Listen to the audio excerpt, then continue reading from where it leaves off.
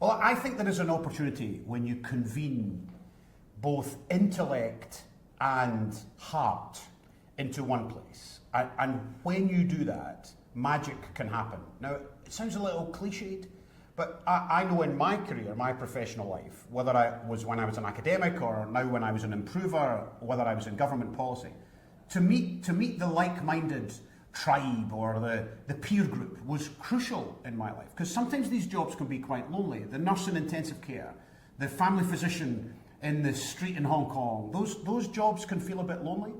So this is an opportunity to meet your people, to come together and not only meet those individuals, but also walk the posters, go to the talks, even maybe come to the keynotes, and hear from people who believe the same as you and have ideas with which you might be able to take back and implement in your context that we can't understand, but perhaps we have some clues that can help you do that. We also want you to come to teach us.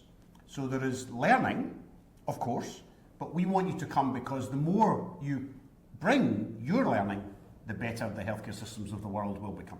This idea of harvesting, about getting out of your situation, seeing the problems that you and your teams face every day, but getting out to see how others have solved it, I think is really a critical source of energy for us.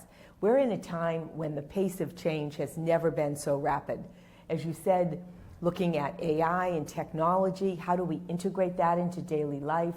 Looking at new medications and treatments, looking at caring for the family as well as the patient, and thinking upstream.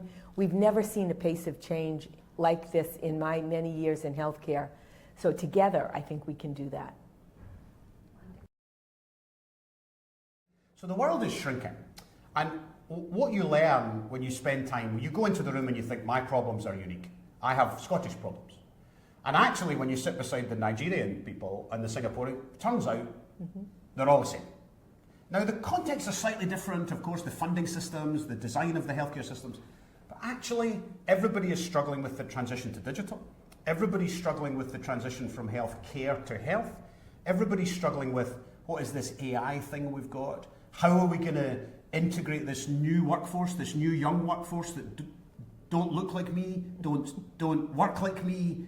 Of course. So all those challenges are the same. The solutions might look slightly different in China compared to Scotland or to Boston, but fundamentally, the only way we're going to do that is if we do it together.